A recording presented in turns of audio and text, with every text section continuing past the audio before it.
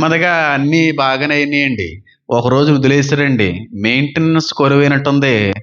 డైరెక్ట్‌గా వ్యాపారం మొదలెట్టేసిందండి.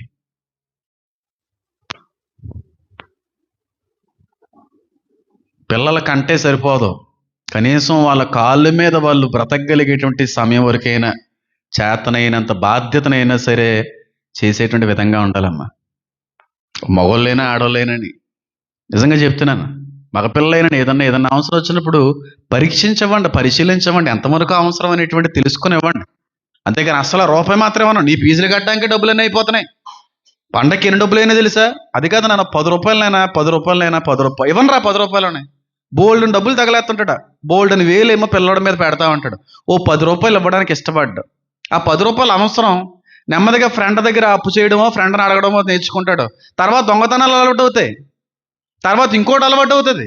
దీని అంతటికీ కారణం ఏంటంటే బాధ్యత లేని తల్లిదండ్రుల యొక్క వ్యక్తిత్వాలనే అంటాను. అందరి విషయంలోనే అందరి జీవితాలు ఇలా జరగకపోవచ్చు, కానీ నేను చూసినంత మట్టుకు ఈ విధంగా మారిపోవడంలో కారణాలు వీళ్ళుగా నేను గమనించాను కాబట్టి చెప్తున్నా. మంచి పద్ధతి, సాంప్రదాయాలు, మంచి పేరుగాంచినటువంటి కుటుంబాలు, గౌరవప్రదమైనటువంటి కుటుంబాల నుంచి వచ్చినటువంటి బిడ్డలు సైతం చీకటి మార్గాలను ఎంచుకుంటున్నారు. యథార్థతను విడిచిపెట్టి వాళ్ళందరూ కూడా ఏ సంబంధికులంటే చెప్పండి. అలా ఉండకూడదు. ఉన్నా లేకపోయినా మనమన్నా మాడాలి, కానీ పిల్లలు బాగా చూసుకోవాలమ్మా. బాగా చూసుకోవాలి. వాళ్ళు ఏమీ కాదనకూడదు. వాళ్ళకు ఒక స్టేజ్ వచ్చింది, ఒక వయసు వచ్చింది, కష్టపడవలసినటువంటి బాధ్యతలు వచ్చిన తర్వాత కూడా కష్టపడట్లేదా వాళ్ళని తిట్టు, వాళ్ళని గద్దించు, వాళ్ళని మందలించేటువంటి ప్రయత్నం చేయి. ఇంకా లేత వయసులోనే పెద్ద పెద్ద భారాలు పెట్టేసి పెద్ద పెద్ద బాధ్యతలన్నీ చేపట్టాలంటే కొంచెం కష్టంగా ఉంటుంది కొంతమంది. కనీస బాధ్యతలు తీర్చగలిగే వ్యక్తులుగా ఉండాలి. ఇక్కడ వాక్యం సెలవిస్తూ ఉంది, దుష్టులు చీకటి త్రోవల్లో నడవవలనని యథార్థ మార్గాలను ఏం చేస్తారు చెప్పండి? విడిచిపెడతారు. చేయొద్దు. ఆ విధంగా ఎప్పుడు ఉండే ప్రయత్నం చేయకండి.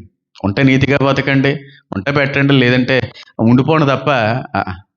నేను యవనస్తులు చెప్తున్నాను చూడండి, కొంతమంది మీ తల్లిదండ్రులే ఇచ్చేటువంటి స్తోమతలు ఉండకపోవచ్చు. అర్థం చేసుకోవాలి పిల్లలుగా మనం. అర్థం చేసుకునేటువంటి స్థితిలో కూడా ఉండి, ఎందుకు అలాంటప్పుడు ఎందుకు కన్నావు? కొనలేనివాడు ఎందుకు కొన్నావే నువ్వు? కొనలేనివాడివి ఎందుకు మమ్మల్ని పుట్టించావు? నేనేమన్నా పుట్టించమన్నానా? నేనేమన్నా కనమన్నానా? ఇలాంటి డైలాగులు వేస్తుంటారు కొంతమంది సన్నాసులు. అవన్నీ శాపాలు అయిపోతాయి. నీకు ఎందుకు ఇవ్వాలరా అంటే ఏం చేయగలవు నువ్వు? అన్ని మాటలు విన్నావు అనుకో, వాడికి ఏదన్నా సరే ఇవ్వాలని అనిపిస్తుంది. ఏ మాట వినరు కొంతమంది.